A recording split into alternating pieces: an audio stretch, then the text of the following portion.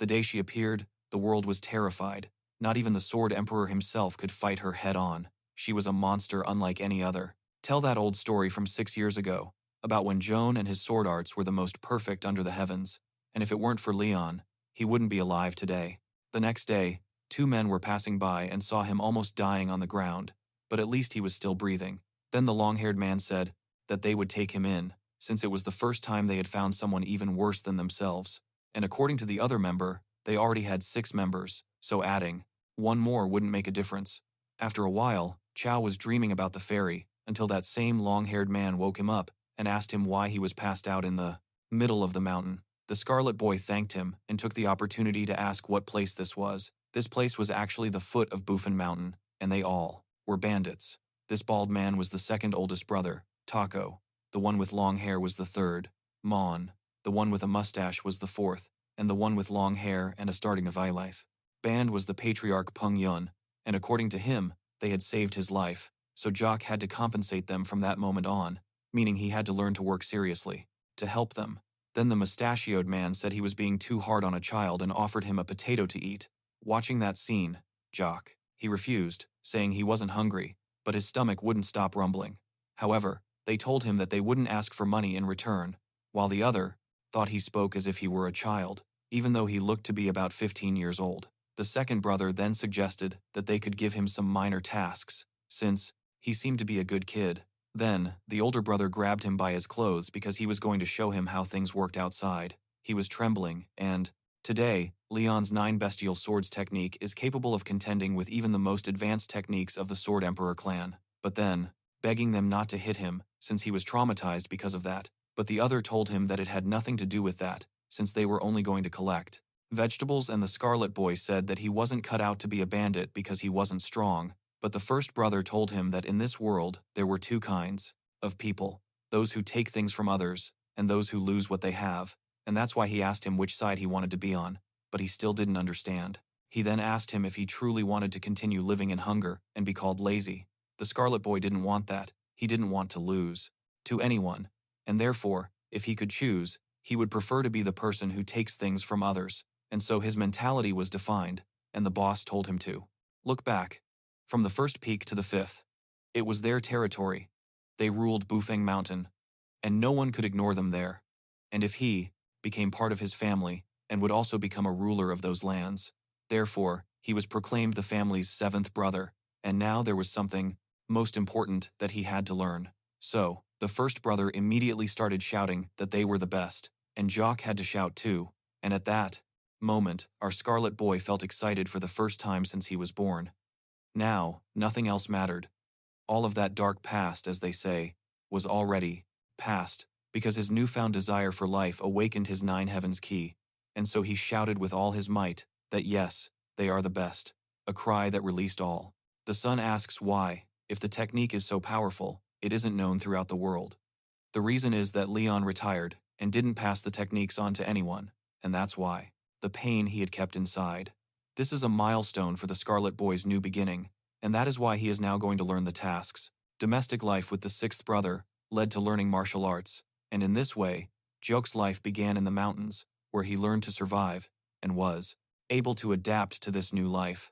It was a perfect daily life, but of course, not every day was peaceful because of the Bufin Mountain bandits. They came from ordinary families and did not have a high level of martial arts. However, even though they returned wounded, they made the most of the small, everyday things, and so Joke, who had lived a torturous life, felt happiness for the first time after becoming a bandit. Then, one day, the first brother and the others were kneeling before 2 men who were part of the Bandit Guild, a guild that had been created a long time ago. It took a long time to instill fear, but the opposite happened instead, until one day a monstrous man appeared in that guild. The specialists of the 7 sects and the 10 schools united to defeat him, but no one returned to tell the tale. And so his fame grew throughout the world, becoming known as the heaven-shattering Demon Lord, and as a result, many experts from the martial arts world arrived, hoping to join the Bandit Guild, and after accepting renowned individuals, the Bandit Guild became one of the most powerful in the world, and it was. He's going to tell them something important now. Uncle John had 2 wives, and the one he loved the most was his second wife, but unfortunately, she died after. That's exactly why everyone was kneeling. They wanted to be part of the Bandit Guild. But the men were saying that a ragtag group they aren't qualified enough to carry the guild flag, and the boss said he'd get 3 more members. But the truth is, they actually needed 4, since one of them is just a child, and to include the child, they needed up to 10 people. Then his friend calls him to chat for a bit, because they're really going to need to accept these men, since the boss will be checking the hideout in half a month, and if they don't reach the quota, they'll be doomed. But they have nothing to worry about, because even if they accept these men, there are large merchant groups in this area, and therefore, they'll end up dead anyway, so they'll be able to reach the goal, and they won't have to worry about the weak ones. Then they come back saying they'll accept them into the Bandit Guild needed at least 10 members before winter. In this way, the Bufin Mountain Bandits celebrated because the commercial groups paid tolls to the bandits. But what they didn't know was that the bandits were strong nearby, so they were just waiting for them all to disappear before 2 months had passed. However, their expectations were wrong, and so, the next day, the boy Isleta was sweeping the doorway, while his brothers went out to work, and now, unlike before, he also wanted to go with them. Thus, a month passed, then 2 months, until 3 months later he was already giving birth 6 years ago, and after that, he lost all reason to live, locking himself in the room where his second wife used to be, and because of this, so used to the tasks that he finished them quickly and was left with nothing to do. So he decided that now he would recall what he had learned in the warehouse, so that one day he could go through the mountains with his brothers. So the next day the chief announced that these people had volunteered to become part of the mountain group. Then, the first to introduce himself is Iliak Chul, who ran away after hitting the son of the magistrate of the eastern region, is Chun, who wants to lessen his family's burden, and this is Hancha, who is 19 years old and was sold to a brothel by her father, so she escaped from there and decided to live in the mountains. Meanwhile, the second brother is telling Juk that he won't have to do chores anymore, so he will be able to join the trips through the mountains. And the brother with the thin mustache said that he knew he was secretly practicing because he wanted to go with them on the journey. So, the family ranking was decided based on the order in which one became a member, but the strong man asks if he could move up the ranks if he proves his talent in the ranking. However, according to the boss, they're from the Bandit Guild, so the strongest is at the front. If he defeats the one ranked above him, he's happy to hear that because he has 30 years of experience in the military. In the end, he chose the 7th brother, who seemed a bit dim-witted, and that's why he wants to be above him. Then our scarlet-haired boy says he's going to fight him for his position, and so the fight begins. The strong man against. Therefore, when they arrive at Warong Mansion, they must not mention anything about the second wife. And now, returning to the mansion, the woman was still hitting him repeatedly. Yoka and the other brothers were proud of him for not being afraid. Then the fight began. The strong man came in with a punch, but Yoka dodged it, and, since he didn't have any weapons, he was sent flying and only managed to get punched in the face. Now even his brothers were considering stopping because he was so outmatched. He knew nothing about fighting, but upset by the beating he had taken, he got up and punched the strong man in the face, burying him in the ground. But just when it looked like he was defeated, Jock stood up, declaring that he would never give up his position, and the strong man wondered how he had managed to get up after taking such a beating, so he went at him again. But now Jock had the idea to imagine his fist was like a blade, so he simply delivered a punch to the strong man's stomach, knocking him unconscious. And in this way, the Scarlet Boy won the fight, even though no one understood how he had managed to do it. Accomplished. But regardless, the winner of that battle was determined the following day. The first brother ordered that a sword be given to him because he was impressed with his fighting, and he will also be joining the travels starting tomorrow. Then, our child got excited, because now the second brother will teach him the sword exorcism technique. So, he explained how it worked, and they both started to practice, while the other one told the first brother that the bald one really took a liking to the younger brother, because he hadn't even wanted to teach that technique to them. So, the next day, a merchant group was passing through the boy until a guard arrives, informing them that the Lord left the room as soon as he learned that the Nangong clan's carriage had entered the town, the mountains. But at that moment, the Bufeng mountain bandits appeared to collect the toll, and the man was surprised because he claimed to be from the Bandit Guild, but it had fewer than 10 members. The chief then ordered him to be filled with arrows for mocking Bufeng Mountain, but the man in blue cut down all the arrows with a single sword. Then they realized they were in trouble because there was someone with strong martial arts within the merchant group.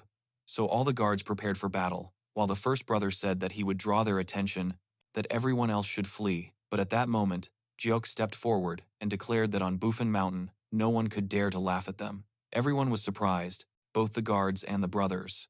Then, the man in blue told him that he was just a child, and that if he reconsidered his errors, he might let him live. But Scarlet Boy had run out of patience and told him that he talked too much for someone about to be beaten to death. While the second brother, he questioned if the other person had taught him that, but the blue-clad man attacked, and Jacques cleaved his sword in two with a single strike, preparing to strike him again. While the man in blue was terrified because this boy was so strong, he realized that his head had nearly been torn off during that attack.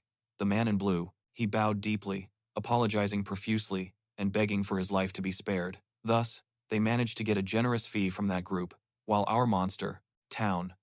And there, the woman begins to clean her bloodied hands, annoyed that he went out to see his sworn brother. Even if he hadn't gone out, it was beginning to flourish in the world.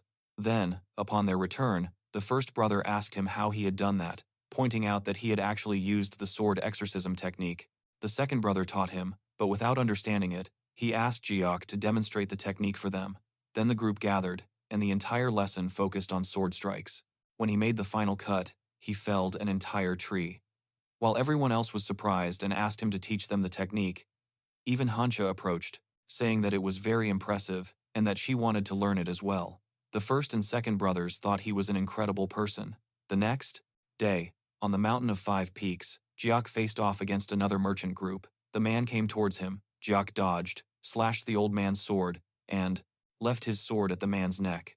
Thus, Jacques was on patrol from autumn to winter, but none of the warriors from the merchant school were able to stop him. Their attacks even led to the emergence of a group known as the sword-skilled Bandit, and now, because of these rumors, countless people have come to join Bufin Mountain. As a result, within 3 months, Five Peaks Mountain rapidly transformed into a fortress and began to gain notoriety within the province, and their morale soared. But as the fortress grew, other dangers began to emerge. So, these two devised a plan to overthrow the seventh brother and remove the chief from power, believing the rest wouldn't put up any resistance. Furthermore, the chief and vice chief would be no match for this elder, and that mattered what she did. Then, the woman orders the boy to stay out of everyone's way while they receive the guests, because, number 26, the Sword of the North, Gumil Shin Yang, was puzzled as to how such a weak group had become known throughout Green Mountain. And that Green Mountain is the dream of all mountain bandits. Just as beggars have the beggar sect, bandits have the forest. Green, and the commander of this forest is the Demon Lord, known to be monstrously strong, and for laying waste to his own people. But the question is, how does a group of weaklings like them get recognized by the Green Forest? Or perhaps it was because of the rumors that Yak is the most powerful, even though they didn't think it was true, since they hadn't seen him in action yet, and there were no patrols due to the bad weather. Then other men arrived to join the plan to take his fortress, believing that they were weak. Elsewhere, Han Che was telling Joke that the 5 who arrived last were requesting a ranked match. He also told him that they were making fun of the boss, which made Jock furious, and he stormed out, breaking the house door because he was going to teach them a lesson. The fourth, his brother was there, asking what he was going to do, and when Jiok explained his plan, his brother said that was precisely what the boss was already worried about, since they weren't supposed to kill the rookies. Even so, the battle for ranks would begin the next day, and anyone who wanted to challenge someone should come forward. Then came the Old Young's group, consisting of 5 people. Then the boss told them that they could choose who they wanted to fight to earn their ranks, but starting from, if he doesn't, the beating will continue, and she happily goes out with her other siblings, while he only sees misfortune. Then, she tells her eldest son that they met the number 7 onwards, they would have to fight each of them in sequence. That is, they first had to get past the monster to being able to fight against the others, and Old Man Ya said that he was aiming for first place because all 5 of them were notable martial masters. So the battle was about to begin.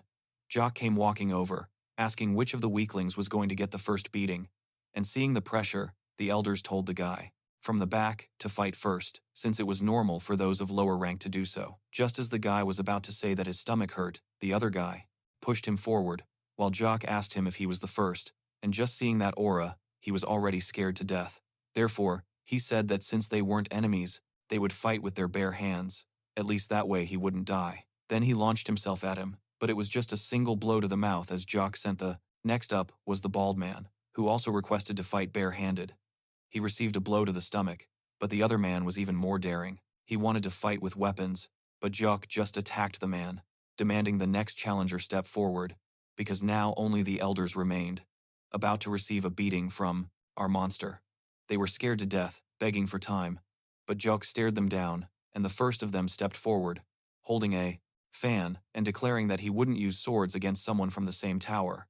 He then believed that Jock had fallen for his trick and lunged at him as the another, but since the Sword Emperor had already achieved his goal, he asked him to kill her. Then, with his final strike, a swordsman of daughter of Uncle Nangong, and that's why he needs to treat her well. They finally arrived, and the Nangong patriarch introduced his wife and children, but when they went to, fan was his weapon, but none of that worked. Joke only defended himself with his arms. The old man attacked again, and Joke defended himself until he realized that that was no ordinary fan. The old man, thinking he had already won, was struck in the face and sent flying backward. So, the next person is going to use spades. Jacques had already grabbed them and advanced toward him, while the old man, desperate, insisted he no longer intended to fight, but Jacques just looked at him, saying that if he dared to mess with his brothers, he would be the next to die. So, the old man apologized in front of everyone, and the whole group left together with Jacques. Now, in Heija village, where the merchants' union was located, a man ran to the master, telling him they had problems because the rumors were certain. The old men had been spotted at the Five Peaks fortress. Furthermore, many merchants had already been affected by them in the autumn. Murian asked which of the old-timers had become the boss, but regarding that, the boss was still the same, as, according to rumors, the two had lost in the fights for rank, and 30 people had already joined the fortress. Even so, the boss thought it was impossible, which is why Murian stood up, saying that they wouldn't allow the mountain bandits to cause chaos, and would use this opportunity to get rid of the bandits and the old-timers, since he had an army from the merchant union. So, at the Five Peaks fortress, Jo was cleaning his sword when a guy passed by, introducing the second daughter. She had already gone out for a walk, and now the woman from the mansion arrives, mentioning that the fourth son does that quite often as well, said that he remembered him when he heard talk about how martial masters can cut people down even with just a blade. Just then, fire arrows.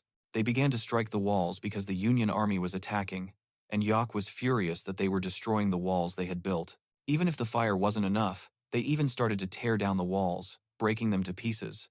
But upon passing through the first wall, they realized that they had gotten into trouble because there was another wall. So now Yak himself would break that wall, and from behind, he asked if the leader of the enemies was in front of them. When he struck the first blow with his axe, Yak appeared, breaking the wall in his face, and he launched towards him because now the battle was going to begin. After the attack began, they cleared the first barrier, while the bandits built the secondly. The guys outside got annoyed, but the leader of the men said he was going to break through with his axe, and with the first swing of hammer, Jiok had already broken through. He broke the barrier and everything in the guy's face, and lunged at him, asking if the guy was the leader. Then they exchanged blows, and the guy with the axe guy was shocked by all that strength, so he thought that this must be the rumored bandit swordsman, but all that didn't matter because he ended up to set fire to Jiok's house, and now the fight would break out. Before the fight, our good boy asked how he was going to compensate for that, but the other wasn't going. And John was also introducing his wife and children, and the snake's name is Baek Minju, and so they invite everyone inside, while she asks to make up for anything, he had come here to finish them all off.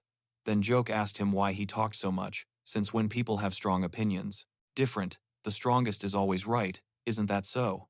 Therefore, the man with his hair tied up threw the axe away and drew his sword, because he wasn't going to hold back anymore. But Jock thought that everyone always says that, so he wasn't going to lose so easily, and rushed towards him, while the man with the updo used the noon technique. Undeterred, Jock, finding it interesting, blocked all the attacks, commenting that it was a pretty good technique. In reality, the man, he thought that was absurd, because that was a technique from the Jua mountain sect. Then he demanded to know who the hell he was and where he came from, but Jock wasn't having any of it. He had none of that. He was simply using the demon-slaying martial art technique that his brother taught him, and according to Jock, no one had been able to resisted more than one blow, and also enjoyed watching the top-knotted man's technique. Then, the man asked if he could copy it, but he simply said he could try. Jock launched himself at him using the same technique, while the man was shocked because that was his ultimate technique and the secret of the 6 Hua Mountain sword combinations. And even though it looked simple, many variations could be made with it. The 6 sword combinations are the foundation of the blooming sword technique, so it must be taught to all disciples of Hua Mountain. And even though the disciples themselves have Mbek to look for his daughter in the mansion. And while all of this was happening, our Scarlet Youth was in the most isolated corner, in a position of punishment. Difficulties understanding the mystery of this technique, Li Muang managed to understand it and became a martial arts master who conquered Henan province, and everyone who faced him was destroyed. But Yak was using that technique after only seeing it once, which is why he believed he should keep it. He remained calm, since the real body should have been behind. But when Yak struck with the sword, all the bodies were real, meaning he not only copied it, but surpassed it. Li Muang fell before Yak even finished using the technique, and since he fainted, Yak only needed to cut off his head. Then, the man shouted. He shouted that he was still alive, and that he would never approach the Five Peaks Fortress again, swearing on his right arm. Yak walked away, saying it would be best that he keep his promise. And so, the Five Peaks Fortress won the battle as the rival army retreated, and there was a man up above, looking at everything that had transpired in this manner, and setting aside the smaller merchant guilds in Henan province. 3 of the largest merchant guilds collapsed, and eventually, even the Mansu Union was defeated. This can be considered a significant shift in the balance of power, and rumor has it that the forces at Five Peaks Fortress will increase even further. Then, the long-haired man states that, while it would be ideal to attack, before they become even more fortified, he believes that young Bandit could be the disciple of the Green Forest's main commander, because it wouldn't make sense. Punishment, wondering when the guests would leave, because his arms already hurt, he was hungry, and he was tired too. It was then that for him to be so strong otherwise, especially since he appeared just as the Lord was attempting to expand his territory.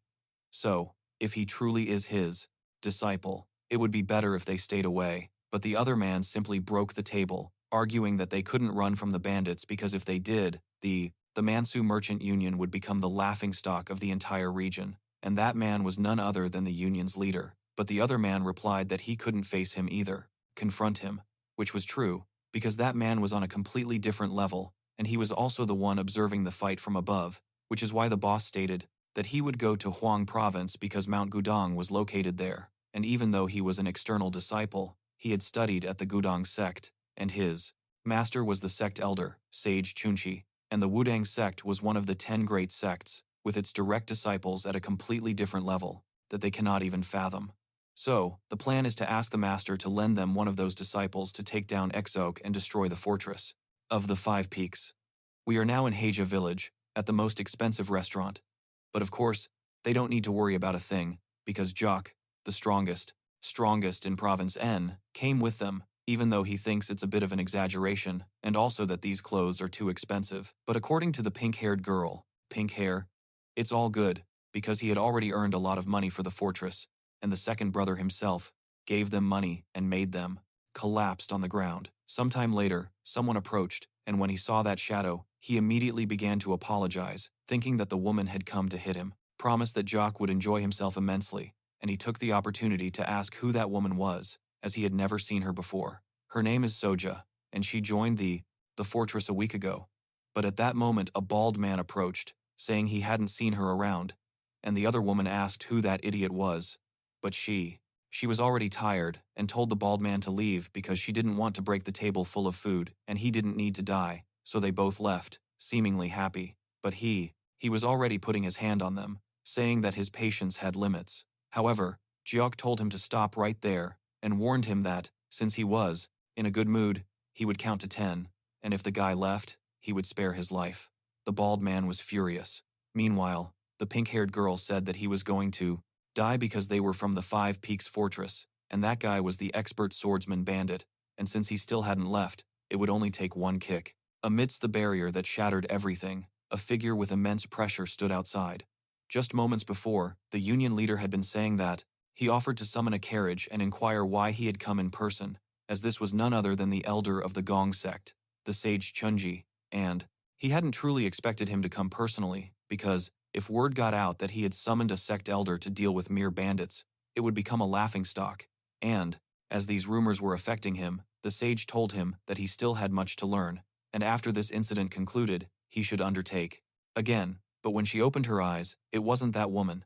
Instead, it was a young girl, likely the daughter of one of the guests, who had come out for a stroll. secluded training to temper both his body and mind, but it was precisely at that moment that the bald man was sent flying out of the restaurant, and standing there was a man with unparalleled pressure, and when the leader arrived to see the commotion, that boy turned out to be the fortress bandit.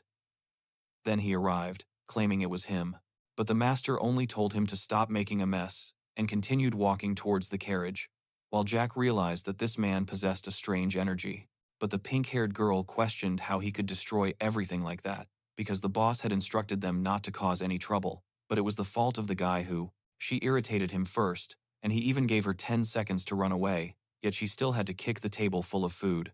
So, with all the money that was left, they should at least provide soup and rice after they paid for the repairs, and, unfortunately, they wouldn't be able to buy clothes for Sobek, who was excited about dressing like a bandit. But wait, she never actually said that, she just covered her mouth, implying they would buy them next time. So Jiok-sin, without understanding, he told her to buy clothes instead of food, but that still wouldn't be enough, and if he truly felt sorry, he should start listening to her orders. Our naive Scarlet boy said he would do anything, so the pink-haired girl asked him to teach them martial arts, and then we see the cowardly leader asking why he didn't get rid of the bandit right then and there, but there were rumors that he was a disciple of the demon lord. Meanwhile, back at the mansion, they were having dinner and discussing the possibility of uniting the families through marriage. However, John Solo expressed his gratitude for the offer, but stated that it would be better for his children to decide for themselves, as parents shouldn't choose their children's spouses, something he experienced firsthand, who devastates the heavens. Although that's probably not the case, because if he had a disciple as skilled as that, the rumors would have spread long ago. It's been a long time, which is why he's starting to think that coming here was a good idea after all, because he just discovered a martial arts genius.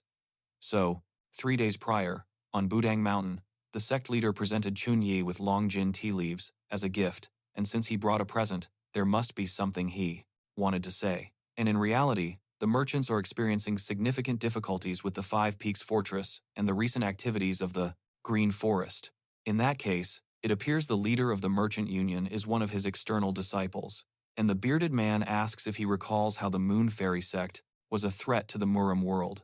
And following that incident, he believes the Orthodox Alliance should become stronger, because the Moon Fairy used their terrifying martial arts to seize the Central Plains, and although the Sword Emperor and the Cloud Breaker Swordsman had protected the world, they were no longer around. They can no longer rely solely on their strength, because who can guarantee that the world won't face other threats like those? And even the unorthodox sects are not an exception, because the commander of the Green Forest killed countless warriors, and in today's Murim world, there would be no one who could rival him, so before they can depend on the Lord, who devastates the heavens, he wants him to completely wipe them out, because that way the sect could, when he married the unattractive woman in a marriage of convenience, and she's likely upset about this because she's eager to marry her, increase its influence in Henan, and that would be like killing 2 birds with 1 stone. However, Chunji has one condition, the subjugation of the fortress. Of the 5 peaks, he will handle it himself. He then questions why he would do such a thing, but having managed that place for the past 10 years, he has witnessed countless fortunes being told, and strangely, whenever he tried to read his own, he never saw good luck or bad luck, but the reading he had that morning was different because it indicated great fortune, and therefore, he is certain that this is an opportunity, since the bandit, who is skilled with swords, possesses a unique energy, different, and, if he nurtures him as if he were a disciple of the sect, he could become the most powerful swordsman in the world. So the question remains, will he succeed, or will this great fortune turn out to be a great beating for him? So, on the 5 Peaks Mountain, the construction was completed, and that is the Fortress Harmony Pavilion. And because they were growing so quickly, Dae-Yeol Fortress helped them construct additional facilities, which is why the first brother recruited carpenters, advisors, and their families. But at that moment, a man came running up, asking if anyone had seen Jock, although, in reality, he was in the forest teaching the girls. There, he tells them that those who wish to obtain the 9 celestial energies must first memorize 300 words. Celestials must first conquer their own hearts. They complain that it's too difficult because 100 words is already a lot, let alone 300. That's why he tells them that, eldest son to her daughter. So now, she says she wants to ask a favor of the Nangong clan to train her son. Mbik and Joan say the same thing. He does too. They should close their eyes and follow along little by little, and it will be easier. Then they close their eyes and concentrate on their breathing, and he does the same. Later, they awoke, and Jock was still focused. While inside his mind he was wielding his sword, but he heard a voice telling him to. He calmed down and focused only on the voices of his heart, asking himself who he was, seeing himself as a child, that is, the person in the mirror. Then they began to move, and the concepts that seemed vague came together one by one until sheets of light appeared above them. Head, and when she woke up, they were gone. Then the girls asked her if they could do that, if they kept training, and so they returned to the fortress. But when they arrived there, and only the boss was there, while everyone else had disappeared. And in reality, they hadn't disappeared. They had left, because the merchant union managed to involve the sage Chunji, and they are coming to attack. Then, the first brother asks what they should do and how they should proceed. They will arrive tomorrow, so he suggests they flee. He then asks the old man for his opinion, but in his vision, the Five Peaks fortress no longer exists because the sage Chunji is a Gong sect elder. He is the strongest person there, and his disciples are incredibly powerful as well. And if he wants to face those monsters, he can only pray that his head remains attached to his neck. That's why the brother asks Jock, but he doesn't know what to do either. The grumpy old man is already beginning to. Scarlet Hair blocked that monstrous attack and jumped toward the moon fairy, because today is the day she will be cut in half by the swordsman, eldest son with her daughter. So now she says that she wants to ask a favor so that the Nangong clan will train her son. Mbik and Joan say the same thing. He does as well. Grumble that he is leaving because he doesn't plan to stay and wait for death. And after seeing the old man's attitude, everyone else left, leaving only the truly loyal. We know who they are, and Jiok, upon seeing this, asks the first brother if the wise man can cut a person with a blade. So, the matter of the blade was left to him. In his head, right? The boss says he doesn't think he can, and wonders if anyone can really do that. But if he's not that strong, Juk says he can fight him. The boss gets excited, but remembering what the old man said, there's a possibility that the sage is very strong and could kill Juk, so he can't put this kid in a life-or-death situation. That's why he starts talking, saying that they've already spent 5 years living here, and especially this year, they've had new members and many good things have happened. But he's thinking that he can't risk putting this entire group in a situation where they could die. Then he declares that from that moment forward, the Mountain of the Five Peaks no longer exists. But later that night, the chief, alone, was contemplating that it really didn't even exist. He thought he couldn't escape from there, but suddenly a rope was lowered from above, and there was Madeira. However, the one who was actually below was the second brother, saying, who really thought they would leave that easily. But in reality, they are all still here, because if they are going to die, they will die together. So, they repaired the walls again and lit a bonfire, while the chief suggested that it would be a good idea to alternate shifts to stand guard, since they might suffer a surprise attack. He wants to ask for that favor, but the leader of the Nangong clan asks if he is all right with it, considering the eldest son will not be inheriting the 9 heavenly swords, and that is surprise. Then, at that moment, Rosina stands up, saying that now that they have decided to stay together in life or death, her family should do the same as well. And in this way, the entire family was reunited. Chusun is now number 8, Chaeyeon is number 9, and Sobek is number 10. From today forward, they are all brothers of the same family. And so, at dawn, the wise Chunji was arriving with his entire army, while Jiok couldn't sleep a wink, wondering if he could defeat someone like the wise man. But there was no choice, because he needed to win, so that everyone could live together. However, at that moment, the chief startled him, because he was also awake and asked why he wasn't sleeping. Juk tells him that he doesn't sleep much, even though his eye is all bruised. That's why the chief draws his sword, because they are going to have a duel to relax their muscles. And amidst the sword clans, the chief apologizes for relying of him once more. But at that moment, a shout is heard from outside, calling out to the fortress of the 5 Peaks, and the chief jumps towards the wall, saying that their leader is pathetic because he went crying and begging for the sage Chunji to come here, and even if someone stronger than the sage were here, he wouldn't. It would be intimidating. Then the wise man steps forward and shouts. Jock realizes this is going to end badly, and asks the chief to leave. At that moment, the entire wall, the one below, is destroyed, and the sage appears before the boss with a sword. But at that moment, Jock launches a slashing attack to protect the boss, and the sage is, because he is now too old to pass on those martial arts. And there was also another reason he was going to reveal later, because he fainted in the middle of the table during. He was impressed. In an instant, the boy was attacking more directly in a sword fight. Yok was thrown back. What kind of The monster is the wise one. One can feel overwhelming strength just by crossing swords with him. However, Scarlet Boy believes that he is much stronger. The opponent wonders what the reason is for such presumption. It is truly surprising that the boy is able to use sword energy, being so young. Still, there are limits to his arrogance. Remembering the past, we see that this is not the first encounter between the two. Even back then, the proclaimed wise man was no match for the protagonist, at least according to his perspective. And it doesn't end there. The boy even says he's happy that Chunji is the wise one, after everything. The old man doesn't seem to be that strong. The enemy seems to get excited for a moment. These types of attitudes are everything he was looking for in his search for countless talented individuals he met while traveling through Jianghu. But he had never encountered someone so brave, especially considering all the martial warriors in that region. They knelt before his overwhelming presence. If the Scarlet Boy is truly as skilled as he believes himself to be, this is the perfect opportunity to prove it. The two. They cross swords in the air once more. Everyone watches the battle intently. We see the boss, looking quite weakened, wondering what is happening. His partner explains the situation, informing him that at this very moment, the protagonist and the wise man are fighting on equal footing. In the midst of the fight, dinner. Now we see Mumba, who is still searching for his daughter, until he hears something nearby, and it turns out to be his sister, flattering the son of the man over there, and she was. Old man creates some distance and decides to elevate the level of his technique. However, the Scarlet Boy is not intimidated and responds in kind, closing the distance to his opponent. Blocking his attack and feeling a little nervous, we followed the old man's thoughts. Could it be that this young man is truly the disciple of the destroyer demon lord of heavens? When they asked the boy who his master was, he simply raised his sword in a symbolic gesture. The old man now seems satisfied, understands why he received such a great omen of luck in his divination. The Scarlet Boy's strength may be sufficient for him to learn all the advanced techniques of the Wudang sect. Then, suddenly, the man's energy flow changes.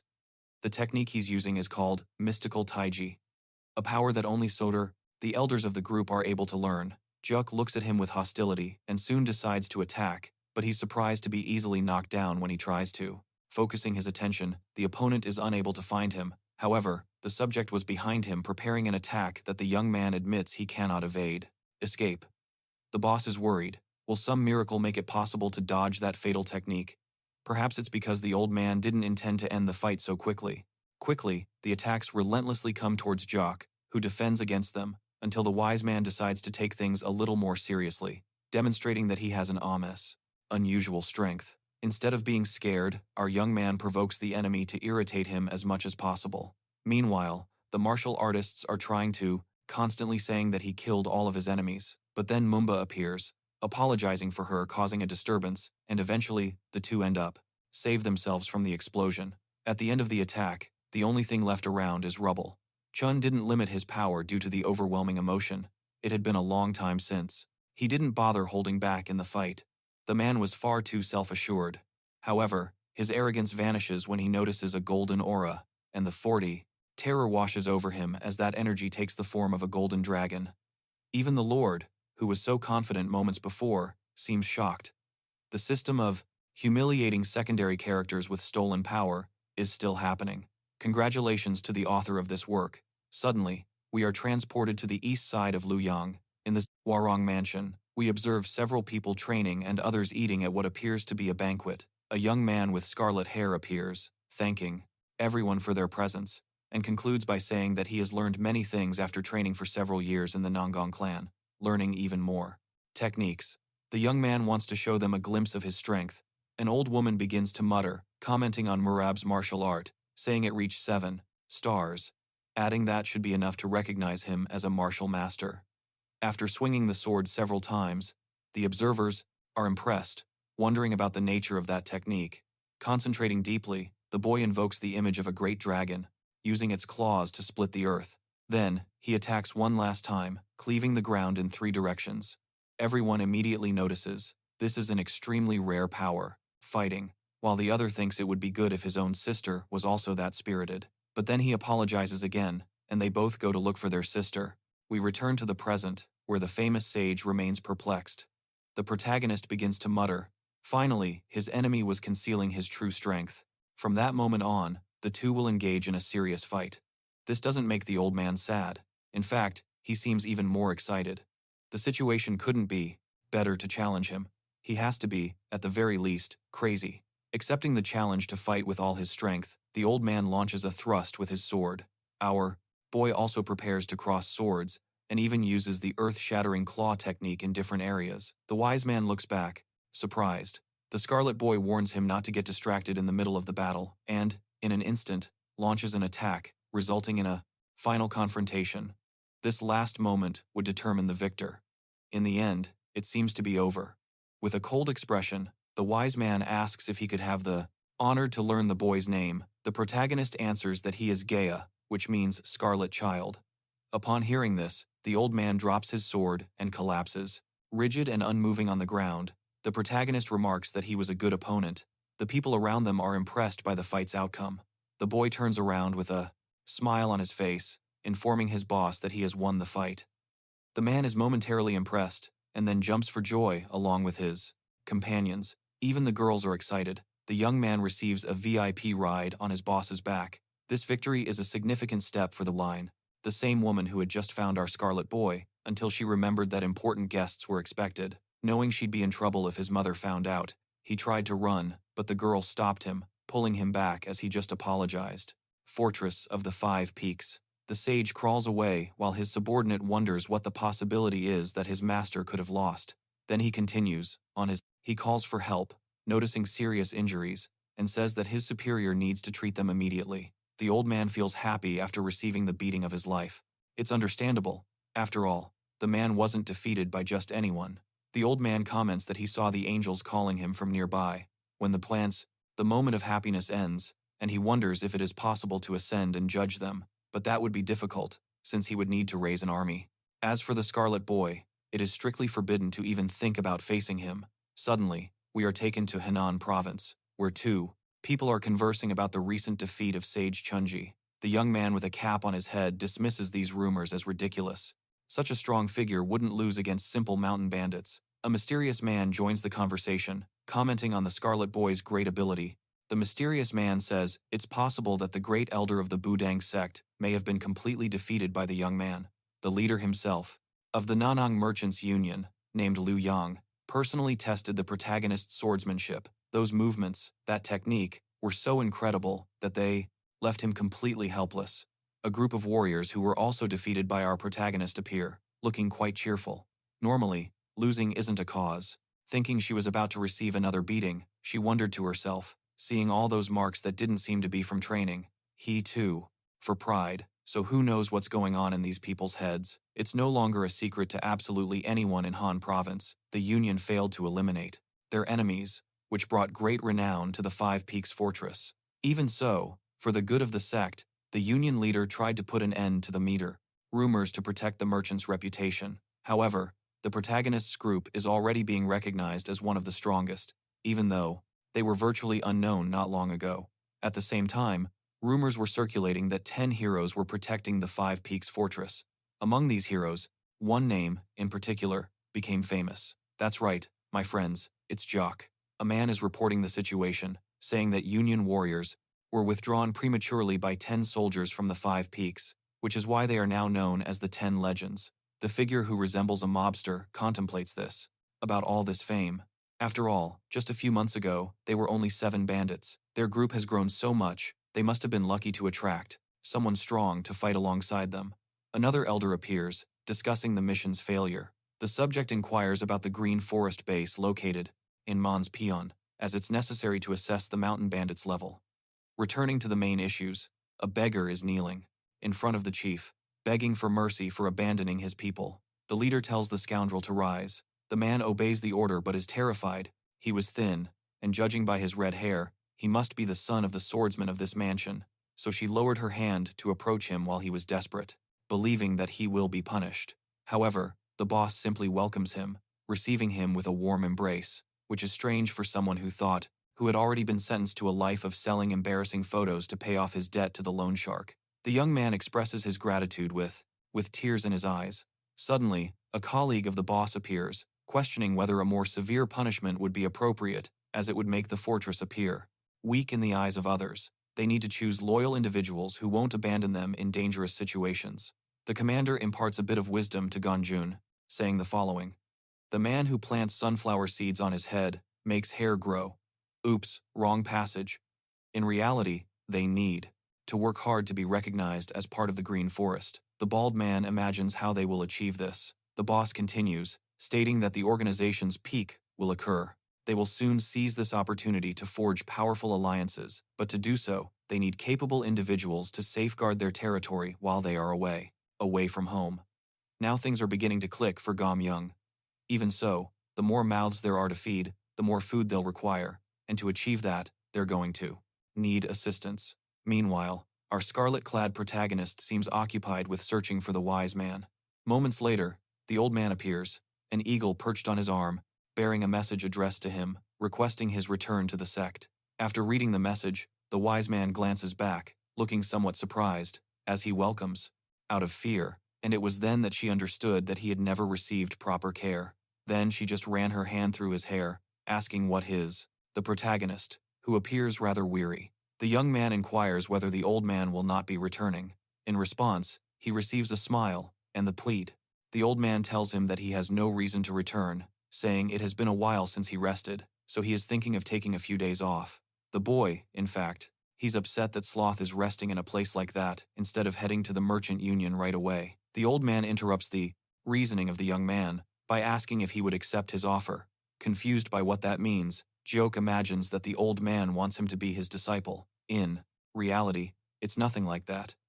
At one point in the story, the old man was known as the strongest practitioner of the Budang clan, as he was able to accumulate internal energy as effectively as anyone else, and he also understood all the advanced teachings of the technique. His interests, the truth is that it would be great to learn this art as well, but it will not be necessary. It is enough to observe and learn while the Scarlet Child. Thus, there exists a power that even a genius like him cannot completely master. For 30 years, this man has been training in the mystic sword's swordsmanship. Taiji, however, has been unable to surpass the limits of the four ultimates. Our boy doesn't have the slightest idea about the nature of those four ultimates, and, apparently, the old man doesn't want to explain it. Instead, he simply states his desire to learn from the young man. The boy seems very unhappy about that, though. Moonbreaker, and in this way, the wave of dragon attacks was granted, and that day, 9 rays of sword energy fell from the sky. 6 years later, in the Warong mansion, out of fear, and it was then that she understood he never received the usual care, so she just ran her hand through his hair, asking what his. Ending up training them in Demon Slayer is out of the question because it is something very valuable to Gam Young, as the individual clarifies. They fight, while also making a deal between the two of them, as it would be beneficial for both parties. With that said, the old man moves towards the young man, gathering strength in his fist. The protagonist, who had lice, has just gotten rid of them. The impact of the blow destroyed part of the forest. That power is something that can be transmitted with both must have a reciprocal teaching relationship. If the Scarlet Boy tells the wise man what he lacks in his technique to perfect it, the old man will return the favor. He continues explaining, the young man can be really very strong. However, he has not yet reached his full potential, because he probably does not understands the basic theories of martial arts. After mastering this, the warrior's level evolves into something deeper. Well, it's training time, and the two of them begin spending time together, with the goal of becoming stronger, improving in every aspect. It seems like some time has passed. Time passes, and they both walk calmly while observing some children playing. One of the children approaches the old man to give him a flower. The old man thanks the child and caresses their head. Our protagonist starts growling, saying that he hates brats. The reason for this doesn't seem clear to his new partner, who asks him the reason for his hatred. The truth is that children have malicious minds, capable of committing atrocities against other people. His name, and the name of our Scarlet Child, is Joan Yoka, the 4th son of the swordsman, Joan. Then, as he cries, she tells him that she will protect him.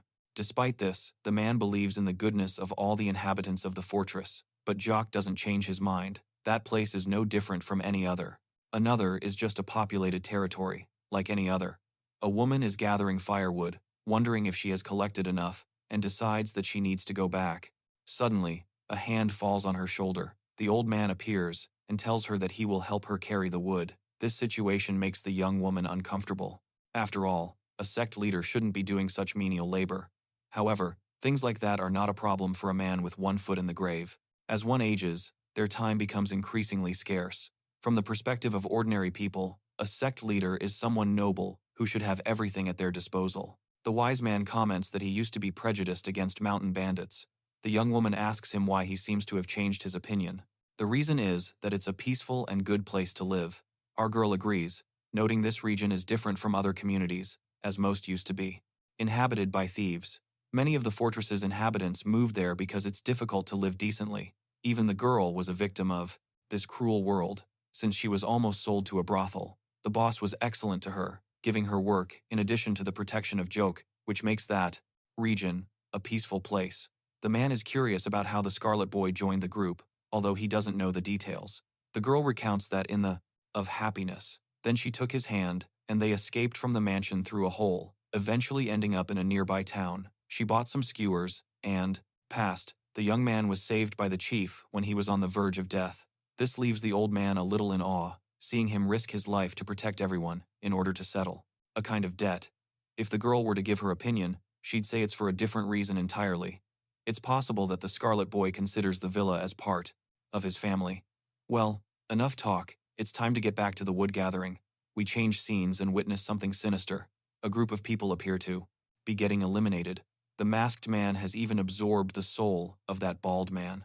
After releasing the poor man, the man congratulates his master for having reached the level of Great Demon General.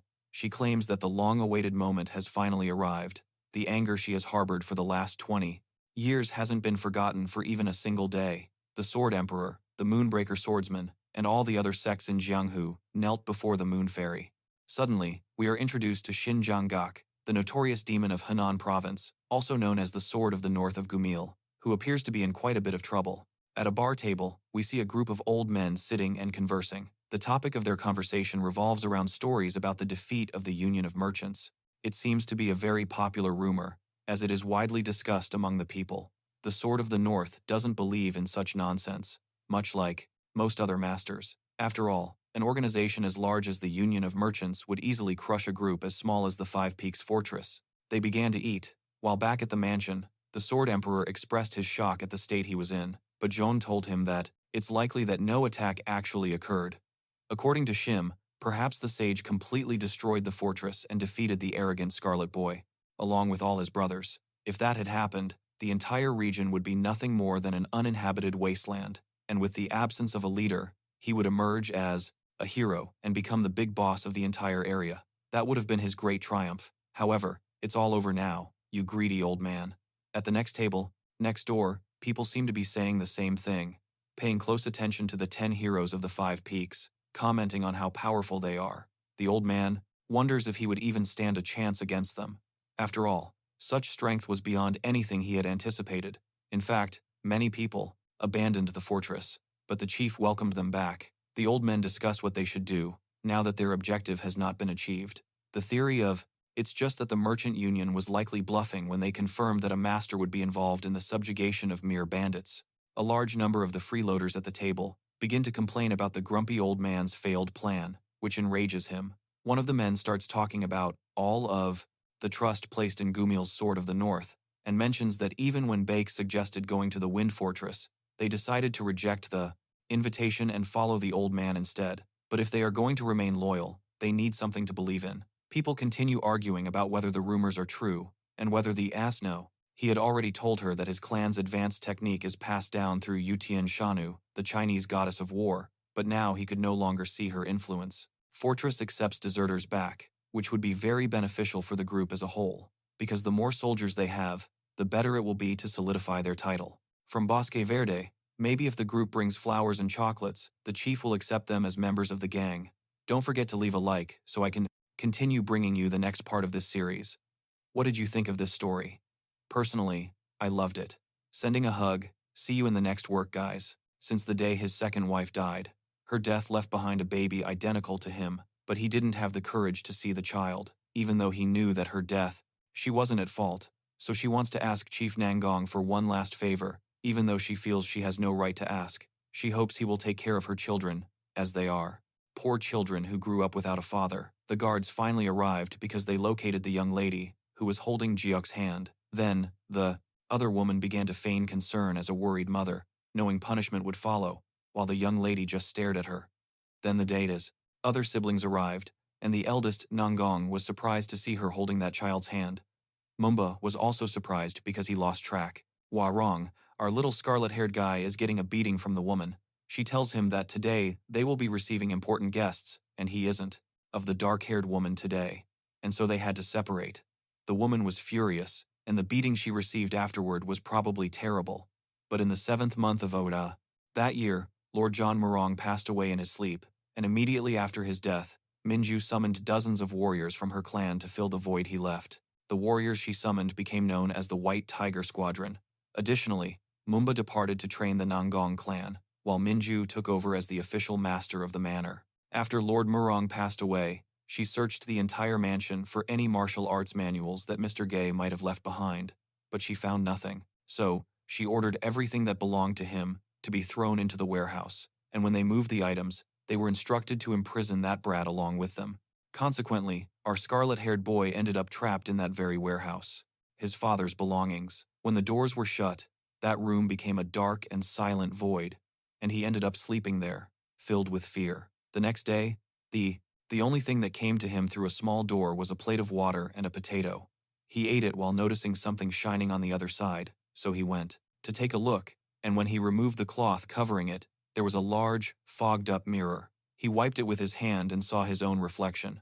But it wasn't really his reflection, because it began to move independently inside the mirror. After that, time passed and winter arrived, while the guards said that they would soon have cleaning the yard properly. Then he tells him that he is ignoring the order because she isn't his mother, and that's why he says he's going to give him one today, to clean up his corpse. But that mirror kept moving within it, and he himself said that he was no longer afraid.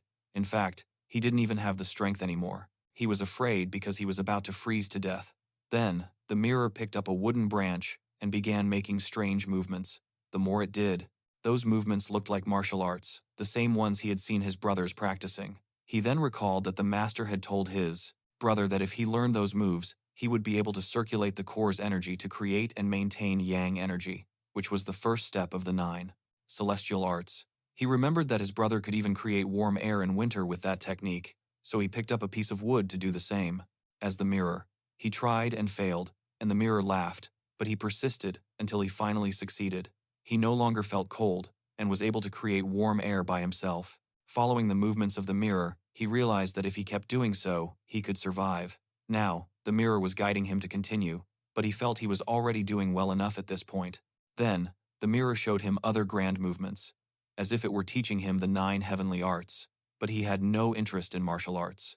Martial arts. The mirror seemed to stand there, mocking him for even mentioning it. Then, he grabbed the wooden stick and declared that he could do it too. So, he continued. Winter, summer, and spring passed as he followed the mirror's steps, and even though he tried to give up, he got back up and kept going. He also noticed that the FT's $20, a good lesson, while his brothers laugh at the situation, because he's so scared that he just takes the hits without fighting back. And now we're on the road with the movements of the 9 heavenly arts that it had shown him earlier, had similar patterns to those of his clan, but were far more difficult. So that, it might be an even more advanced martial art than the one his brother practiced. So the mirror revealed writing at the top, where it said that this was the true Ada Utian mirror, the one that had disappeared on his father, and at that moment, the 900 words contained within the mirror appeared at the top and began to flow into his head. It was then that he realized that the true martial art he was meant to pursue was the heaven-inquiring sword technique, and thus, the one who had spent his entire life being abused and thrown into a warehouse found that this misfortune helped him find the mirror that would change his life forever. Then, a child who was supposed to die began to undergo significant changes, all thanks to the secret manual that had not been transmitted. He was finally slowly transported through that mirror, and being trapped in that warehouse, he focused all his strength on learning what the mirror showed him.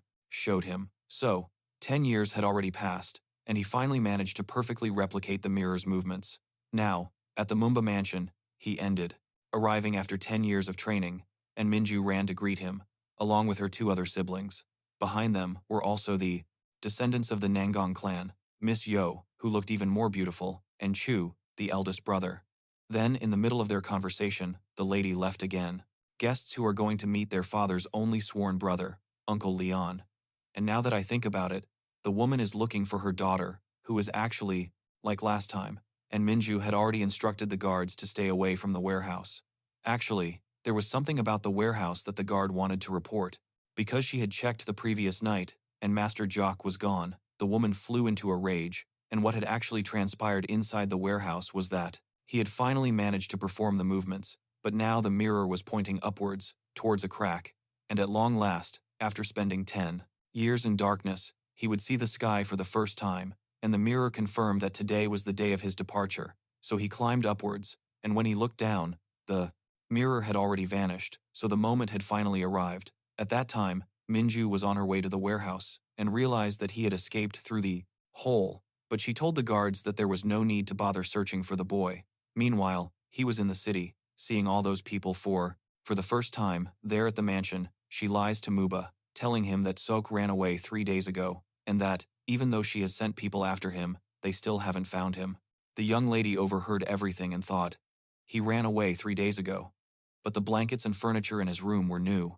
There was no trace of that a human being had lived there. Then, she let Minju continue talking to herself, while even Muba questioned if something else had really happened, because he had never seen his fellow disciple act that way, since she is known as the mind-reading singer, and therefore, there must have been.